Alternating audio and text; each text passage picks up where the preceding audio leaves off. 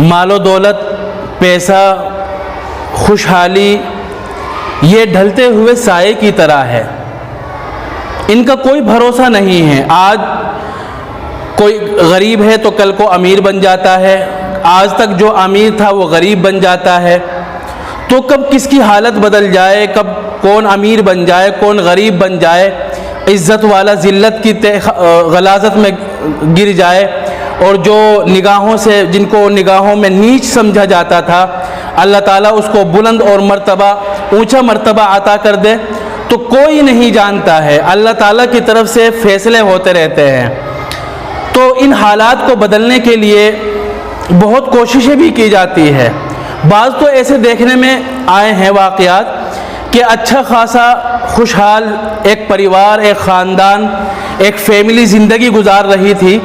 خوش و خرم، نہ کسی چیز کی کمی ہے نہ کسی چیز کی پریشانی ہے۔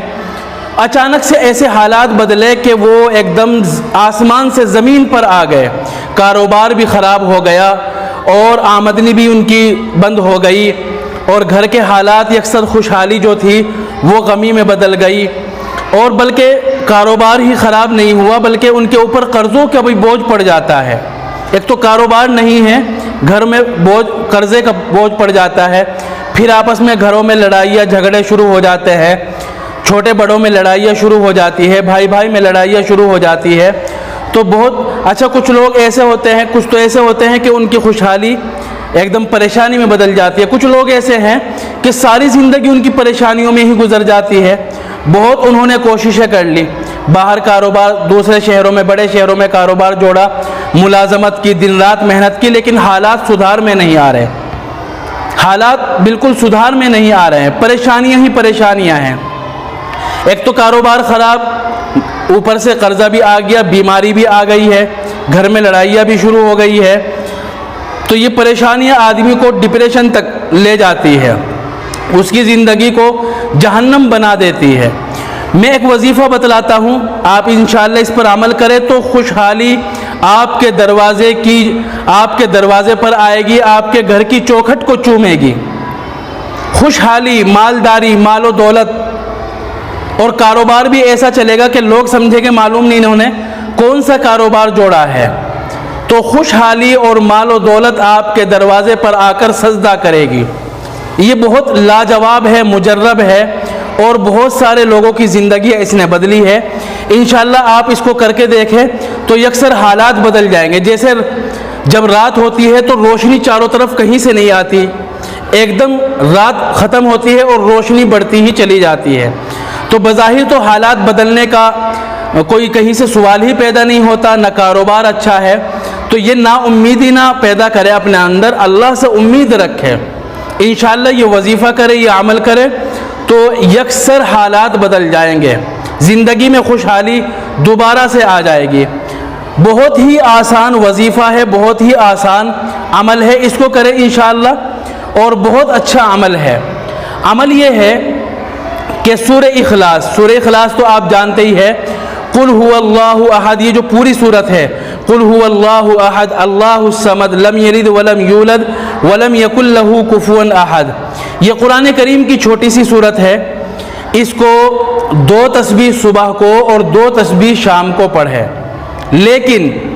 ان کا جو ثواب ہے وہ ان انبیاء کو اور صحابہ کی روح کو پہنچائے جو مالدار ہو کر گزرے ہیں۔ 2 تسبیح صبح کو، 2 تسبیح شام کو، شام کو کسی بھی وقت مغرب کی نماز کے بعد پڑھ لے، عشاء کی نماز کے بعد پڑھ لے، صبح میں بھی کسی وقت پڑھ لے، سورج نکلنے سے پہلے، سورج نکلنے کے بعد، کسی بھی وقت پڑھ لے،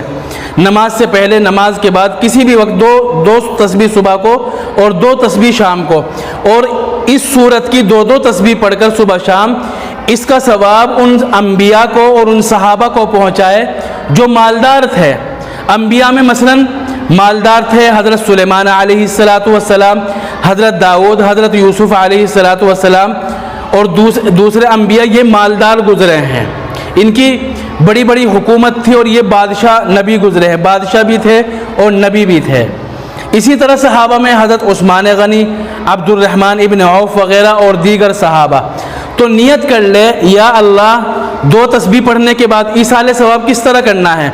2 تسبیح صبح کو پڑھے، تسبیح مکمل کرنے کے بعد دل میں اللہ سے کہے، دل ہی دل میں،